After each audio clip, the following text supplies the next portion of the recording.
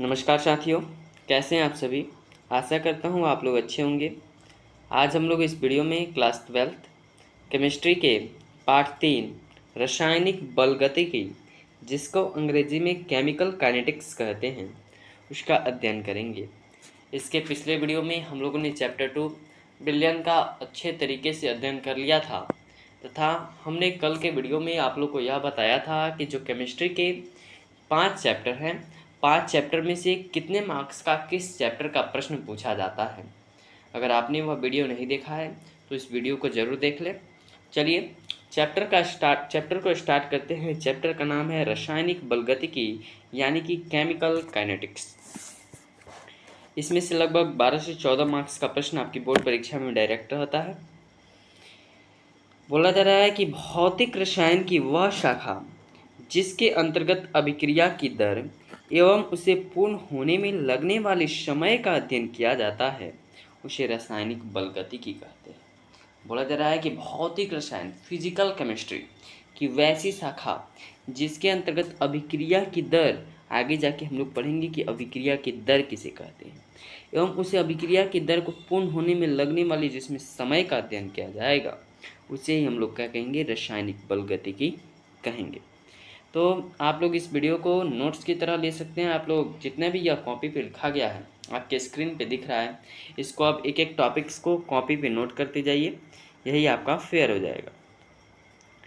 फिर बोला जा रहा है कि अभिक्रिया के दर के आधार पर निम्नलिखित 3 प्रकार की अभिक्रिया होती हैं। पहला अभिक्रिया होता है तत्कालिक अभिक्रिया, जिसको अंग्रेजी में इंस्टेंटेनियस रिएक्शन कहते हैं। दूसरी अभिक्रिया होती है धीमी अभिक्रिया, जिसको स्लो रिएक्शन कहते हैं। तीसरी अभिक्रिया होती है माध्यमिक अभिक्रिया, जिसे मॉडरेट रिएक्शन कहते हैं। दोस्तों, हम लोग पहले तत्कालिक अभिक्रिया किसे कहते हैं इस बारे में जानेंगे। देखते हैं कि तत्कालिक अभिक्रिया होता क्या है। देखिए, नाम से स्पष्ट है कि तत्कालिक अभिक्रिया, तत्काल मतलब वैसी अभिक्रिया जो जल्द से हो जाए, बहुत तेज़ी दर से हो जाए। मतलब कोई भी काम को जल्दी करना है तो तेज़ दर से करना पड़ता है, रफ्तार बढ़ा के करनी पड़ती है। तो भाई तत्कालिक अभिक्रिया बोल रहा है कि वैसी अभिक्रिया जो बहुत तेज़ दर से संपन्न होती है उन्हें तत्कालिक अभिक्रिया कहते हैं। देखिए, वैसी अभिक्रिया अभी आपको बोला कि तत्कालिक अर्थ होता है तुरंत, मतलब वैसी अभिक्रिया जो तुरंत संपन्न हो जाए। तो तुरंत कैसे संपन्न होगा? जब हम उसको बहुत तेज़ गति से करेंगे, बहुत तेज़ी से काम करेंगे, तब वो बहुत जल्दी संपन्न हो जाएगा। तो वैसी अभिक्रिया जो बहुत तेज़ गति से संपन्न होती है, तेज़ दर से संपन्न होती है, उसी को क्या कहते हैं? तात्कालिक अभिक्रिया। एग्जाम्पल में लिखेंगे कि सभी आयनिक अभिक्रिया, जितने भी आयनिक अभिक्रिया होते हैं वे सभी क्या होते हैं? तत्कालिक अभिक्रिया होते हैं। अब आइए समझते हैं धीमी अभिक्रिया। नाम से ही आप लोग को डिफिनीशन याद हो जा रहा होगा कि धीमा अभिक्रिया अर्थात बहुत स्लो हो, उसे क्या कहते हैं? धीमी अभिक्रिया। तो वैसी अभिक्रिया जो अत्यंत धीमी गति से संपन्न होती है तथा जिसे पूर्ण होने में कुछ महीने, साल या उससे अधिक का समय लग जाता है, उसे धीमी अभिक्रिया कहते हैं। देखिए, अभी आप लोग को बताया कि आप लोग को नाम पढ़ते ही डिफिनीशन याद हो जाएगा। बोला जा रहा है कि वैसी अभिक्रिया जो बहुत धीमी गति से एकदम धीरे धीरे संपन्न होती है, धीरे धीरे वह काम होता है, जिसे पूर्ण होने में कुछ महीने लग जाते हैं, कुछ साल या लग जाते हैं या उससे अधिक का समय लग जाता है, उसी को क्या कहते हैं? धीमी अभिक्रिया। जैसे कि इसके पिछला टॉपिक हम लोगों ने देखा कि तत्कालिक अभिक्रिया तुरंत हो जा रहा था, उसमें एग्जाम्पल देखा कि सभी आयनिक अभिक्रिया उसमें तुरंत हो जा रहा है, लेकिन धीमी अभिक्रिया में धीरे धीरे हो रहा है, बहुत धीरे गति से संपन्न हो रहा है। अच्छा, मैं आपसे पूछूं कि आप लोहे में जंग लगना, इसका एग्जाम्पल हो जाएगा लोहे में जंग लगना। लोहे में जंग लगते हुए देखे हैं, देखा जाता है कि जो लोहा होता है उसको आर्द्र वायु में रख दिया जाता है, कुछ पानी पड़ता है उस पर, कुछ हवा आता है, जिससे वह क्या होता है, जिसके वह स्पर्श करता है, तो जिसके कारण उसमें धीरे धीरे जंग लग जाता है। आप कमेंट बॉक्स में बताइएगा कि लोहा में जंग लगने से कैसे बचा जा सकता है। तो इसका एग्जाम्पल हो जाएगा लोहा में जंग लगना, काफ़ी धीरे गति से यह क्रिया संपन्न होती है। दूसरा, हीरा के ग्रेफाइट में परिवर्तित होना, लाखों हजारों करोड़ों वर्ष लग जाते हैं हीरा को किस में परिवर्तित होने में? ग्रेफाइट में परिवर्तित होने में। तो बहुत धीमी अभिक्रिया है ये सब, तो इसको याद रखेंगे। नाम से ही आप लोग को अभी याद कर लेना है। माध्यमिक अभिक्रिया। अच्छा, कुछ ऐसी अभिक्रिया होती है ना तो वो तेज गति से संपन्न होंगी, न धीरे गति से संपन्न होंगी, अर्थात जो बीच में रहती है ना तेज गति से न धीरे गति से, उसको ही बोलते हैं माध्यमिक अभिक्रिया। जैसे कि वैसी अभिक्रिया जो मध्यम गति से संपन्न होती है, बहुत मध्यम गति से संपन्न होती है, उसे माध्यमिक अभिक्रिया कहते हैं। जैसे कि ना बहुत ही तेज गति से संपन्न हो ना धीरे गति से संपन्न हो, तो उसको क्या कहेंगे? माध्यमिक अभिक्रिया। जैसे कि शर्करा का प्रतिलोमन। अच्छा, मैं आपसे पूछूं कि आपने शक्कर लिया है, शक्कर शक्कर जिसको हम लोग बोलते हैं चीनी, अंग्रेजी में बोलते हैं शुगर, उसको शर्करा भी बोलते हैं। और उसका रासायनिक सूत्र होता है C12H22O11 और H2O में होता है जल। अगर आप लोग चीनी को जल में डालते हैं तो क्या वह तुरंत घुल जाता है? क्या वह बहुत देर से घुलता है? नहीं, ऐसा दोनों में नहीं होता। ना वह तेज गति से घुलता है, ना वह धीरे से घुलता है। वह आराम से, हल्के से, न तेज गति से, मतलब कुछ ही पल में क्या हो जाता है? वह घुल जाता है। तो शर्करा में क्या डालते हैं हम लोग? पानी में मिला देते हैं तो उसको बहुत धीरे गति से ना बहुत तेज गति से, मध्यम गति से वह उसमें घुल जाता है, जिससे C6H12O6 और C6H12O6 देखने पे पड़ रहा है कि यह दोनों जो रासायनिक सूत्र है वह एक ही है, लेकिन जो पहला वाला होता है उसको ग्लूकोज और बाद वाले को क्या बोलते हैं? फ्रक्टोज बोलते हैं। आशा करता हूँ आप लोग को समझ में आ रहा होगा। अगर आप लोग को समझ में आ रहा हो तो आप लोग इस वीडियो को ज़्यादा से ज़्यादा शेयर करेंगे। फिर दूसरा है हाइड्रोजन पैराऑक्साइड अर्थात H2O2 का बी घटन। हाइड्रोजन पैराऑक्साइड अर्थात हाइड्रोजन पैराऑक्साइड का जो रासायनिक सूत्र होता है वह होता है H2O2। ठीक है, बोला जा रहा है कि इसका बी घटन कर दे रहा है, अर्थात इसको तोड़ दे रहे हैं। आप लोग क्लास 10th में वियोजन अभिक्रिया पढ़े हैं, जिसमें से जो कोई तत्व रहता है एक, जो मतलब उसको दो भागों में क्या किया जाता है? तोड़ दिया जाता है। तो हाइड्रोजन पेरोक्साइड क्या है? H2O2 का विघटन, इसको दो भागों में तोड़ देंगे। H2O2 इसको ताप देंगे, H2O और 1/2O2 के फॉर्म में यह क्या हो जाएगा? टूट जाएगा।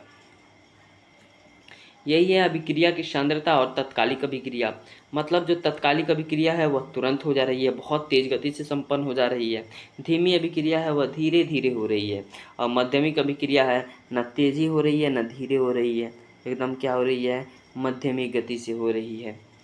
इसके बाद देखते हैं कि अभिक्रिया का दर किसे कहते हैं? Rate of reaction. जब आप लोग को बता रहे थे कि रासायनिक बलगतिकी केमिकल काइनेटिक्स किसे कहते हैं, तभी आप लोग को बताए थे कि हम आगे चल करके अभिक्रिया की दर अर्थात रेट ऑफ रिएक्शन पढ़ेंगे। चलिए पढ़ते हैं इसको। बोला जा रहा है कि समय के सापेक्ष अभिकारक अथवा उत्पाद की सांद्रता में होने वाले परिवर्तन को अभिक्रिया का दर कहा जाता है। बोला जा रहा है कि समय के सापेक्ष अभिकारक और उत्पाद की जो सांद्रता में जो परिवर्तन हो जाता है, क्या परिवर्तन हो जाता है? जो परिवर्तन हो जाता है उसी को क्या कहते हैं? अभिक्रिया की दर कहते हैं। अब आइए देखते हैं कि इसका फॉर्मूला क्या होता है। अभिक्रिया की दर कैसे निकाल सकते हैं हम लोग? रेट ऑफ रिएक्शन कैसे निकाल सकते हैं? तो अभिक्रिया की दर निकालने का फॉर्मूला होता है अभिकारक या उत्पाद की सांद्रता में परिवर्तन। जो अभिकारक है या उत्पाद है उसकी सांद्रता में अगर हम लोग परिवर्तन कर दें बटे जो समय में परिवर्तन हो रहा है। चूंकि अभिक्रिया का दर डेफिनेशन बोल रहा है कि समय के सापेक्ष अभिकारक अथवा उत्पाद की सांद्रता में परिवर्तन क्या कहलाता है? अभिक्रिया का दर कहलाता है। आशा करता हूँ आप लोग को समझ में आ रहा होगा। फिर देखते हैं कि जो अभिक्रिया का जो दर का मात्रक है वह मोल प्रति लीटर प्रति सेकंड। देखिए आप लोग इसको इस प्रकार भी लिख सकते थे, मोल प्रति लीटर या मोल प्रति सेकंड, लेकिन हम लोगों ने इसको इस प्रकार से लिखा है, मोल प्रति लीटर, या इसको मोल लीटर इन्वर्स और सेकंड इन्वर्स भी बोल सकते हैं। तो मोल प्रति लीटर बोलेंगे या प्रति सेकंड बोलेंगे तो ज़्यादा अच्छा रहेगा। फिर देखते हैं कि किसी सामान्य अभिक्रिया में जो अभिक्रिया की दर है उसका क्या योगदान है। तो R से रिएक्टेंट होता है, P से प्रोडक्ट होता है। R और P आप लोग के लिए नया शब्द नहीं लग रहा होगा, क्योंकि आप लोग रिएक्टेंट यानी अभिकारक और उत्पाद को पहले ही पढ़ चुके होंगे। जो रासायनिक अभिक्रिया होता है उसका जो दाएं तरफ होता है, दाहिने तरफ उसको प्रोडक्ट, और जो बाएं तरफ होता है उसको रिएक्टेंट यानी कि अभिकारक कहते हैं। तो बोला जा रहा है अगर कोई रासायनिक अभिक्रिया हुई है, रिएक्टेंट भी होगा, रासायनिक अभिक्रिया होगी तो अभिकारक भी होगा और उत्पाद भी होगा, ये तो आम बात है। अगर समय की बात की जाए तो T1 है, तो जो अभिकारक है वह R1 बनेगा, अभिकारक R1 है तो प्रोडक्ट भी P1 बनेगा। अगर समय है वह T2 है, तो जो रिएक्टेंट है वह R2 है और जो प्रोडक्ट बनेगा वह क्या बनेगा, P2 बनेगा। तो अभिक्रिया की दर का फॉर्मूला लगेगा। तो अभिक्रिया की दर बोलता है अभिकारक की सांद्रता में हुई कमी या समय में परिवर्तन। अभी उत्पाद की दर भी पढ़ेंगे, लेकिन पहले अभिक्रिया की दर में अभिकारक के लिए पढ़ते हैं। तो R2 माइनस R1 हो जाएगा। अभिकारक की सांद्रता में परिवर्तन क्या हो जाएगा, R2 माइनस R1, क्योंकि यही तो अभिकारक है, रिएक्टेंट है। बट इस समय कितना लग रहा है, T2 माइनस T1। अच्छा, R2 माइनस R1 को हम लोग डेल्टा R भी लिख सकते हैं और T2 माइनस T1 को डेल्टा T भी लिख सकते हैं और डेल्टा R को dR/dt भी लिख सकते हैं। ये होता है औसत अभिक्रिया का दर, ये होता है तत्कालिक अभिक्रिया का दर। हाँ, अब अभिक्रिया की दर उत्पाद की दृष्टि से देखें तो उत्पाद की सांद्रता में हुई परिवर्तन बटे समय में परिवर्तन हम लोग पहले ही पढ़ चुके हैं। प्रोडक्ट देखिए तो क्या बन रहा था, समय T1 में प्रोडक्ट बन रहा था क्या, P1 और P2। तो यहाँ भी ठीक उसी प्रकार लेंगे कि P2 माइनस P1 भाई जो समय है वह है T2 minus T1। P2 minus P1 को डेल्टा P भी लिख सकते हैं और T2 माइनस T2 को T1 को डेल्टा T भी लिख सकते हैं। तो और डेल्टा P को dP बाई dt भी लिख सकते हैं। एग्जाम्पल के दृष्टि से देखें तो अगर रिएक्टेंट यानी अभिकारक A2 प्लस B2 है तो उत्पाद C2 प्लस D2 बन रहा है, अर्थात minus D A2 by AT बराबर जो minus D B2 by DT और जो C2 उसके बाद D C2 बाई DT यह क्या है, उत्पाद है, और D D2 बाई DT। अभी आगे हम लोग यह जानेंगे कि यह इस प्रकार क्यों लिखा गया है। देखिए, यह अभिकारक अभिक्रिया का दर है A2 के पद में और A2 के गायब होने की दर। यह अभिक्रिया की दर D2 के पद में और D2 के उत्पन्न होने की दर, क्योंकि जो अभिक्रिया होती है उससे कोई भी चीज़ उत्पन्न होता है। देखिए इसका नियम क्या कहता है, बोला जा रहा है कि यदि किसी रासायनिक समीकरण में स्टोइकियोमेट्रिक गुणांक उपस्थित है तो अभिक्रिया के दर में उसमें भाग कर दिया जाता है। हाँ, स्टोइकियोमेट्रिक गुणांक किसे कहते हैं। अच्छा, मान लीजिए आप लोग इस प्रकार के अभिक्रिया को देखे होंगे H2 plus O2 arrow H2O, लेकिन आप लोग इधर देखेंगे यहाँ पे 2 भी लग जाता है, यहाँ पे 2H2 प्लस O2 रहता है। एक मिनट, बढ़िया से लिखते हैं। आप लोग इस प्रकार से देखे होंगे 2H2 plus O2 arrow 2H2 और O, ठीक है। इस प्रकार से आप लोग ये समीकरण, इस रासायनिक अभिक्रिया को देखे होंगे। अच्छा, यहाँ पे जो 2 लगा है ना, यहाँ पे ये जो 2 लगा है, इसी 2 को हम लोग बोलते हैं स्टोइकियोमेट्रिक गुणांक। यहाँ पे जो 2 लगा है ना, इसी को बोलते हैं स्टोइकियोमेट्रिक गुणांक। देखते हैं, इसको अच्छी तरीके से समझने का प्रयत्न करते हैं। बोला जा रहा है कि यदि किसी रासायनिक समीकरण में स्टोइकियोमेट्रिक गुणांक उपस्थित है तो अभिक्रिया के दर में उससे क्या कर दिया जाता है, भाग कर दिया जाता है। तो देखिए A2 plus B2 arrow 2AB में कौन सा स्टोइकियोमेट्रिक गुणांक है, तो अभी आप लोग को बताया कि यहाँ पे जो 2 लगा है वही क्या है, स्टोइकियोमेट्रिक गुणांक है। तो minus D A2 by dt अभिकारक की दर और minus D B2 by dt यह भी अभिकारक की दर, और जो अभिकारक वाला होता है ना यहाँ पे ऋणात्मक लिया जाता है, इसलिए यहाँ पे माइनस लगा है। और उत्पाद वाला में देखिए 1/2 क्यों लिखे, क्योंकि यहाँ पे क्या है, स्टोइकियोमेट्रिक गुणांक है, बोला जाए उससे भाग कर दीजिए तो डी ए बी बाई क्या हो जाएगा, dt हो जाएगा। देखिए N2 plus 3H2 arrow 2NH3, तो minus D N2 by dt बराबर 1/3 minus D LH2 by dt 1/2 DNH3 by dt, इस प्रकार से हो गया। आइए इससे रिलेटेड एक क्वेश्चन करते हैं, उसके बाद आपको एक क्वेश्चन देंगे होमवर्क में बनाने के लिए, आप लोग उसे होमवर्क में ज़रूर बनाइएगा और उसका आंसर कमेंट बॉक्स में कमेंट कीजिएगा।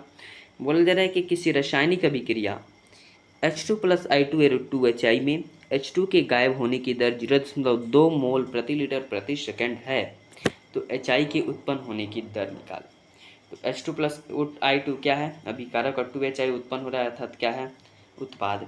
तो minus D H2 by dt इसको लिख सकते हैं, क्या लिखा जाता है, जो अभिकारक होता है ना उसको माइनस में डी लिख दिया जाता है और H2 को यहाँ पे लिख दिया जाता है, उसके बाद नीचे dt प्लस माइनस डी यहाँ पे, फिर I3 यहाँ पे लिख दिया जाता है, फिर बटे में क्या हो जाता है dt। यहाँ पे माइनस क्यों लगाया, क्योंकि अभी कारक में माइनस लगता है, यह रूल है। और यहाँ पे स्टोइकोमेट्रिक गुणांक है तो इसलिए यहाँ पे 1/2 लिख दिए, DHI का HI लिख दिया, बाई dt लिख दिए। अब इधर देखते हैं तो माइनस DH2/dt हो जाएगा बराबर 1/2 DHI/dt, क्योंकि इन्हीं दोनों के बीच हम लोग को निकालना है। और माइनस 0.2 मोल प्रति लीटर प्रति सेकेंड होता है, DH2/dt का मान वहाँ पे दिया हुआ है, और 1/2 DHI/dt, तो DHI/dt बराबर हो जाएगा 0.4 मोल प्रति लीटर प्रति सेकेंड। इसको आप सॉल्व कीजिएगा तो आ जाएगा।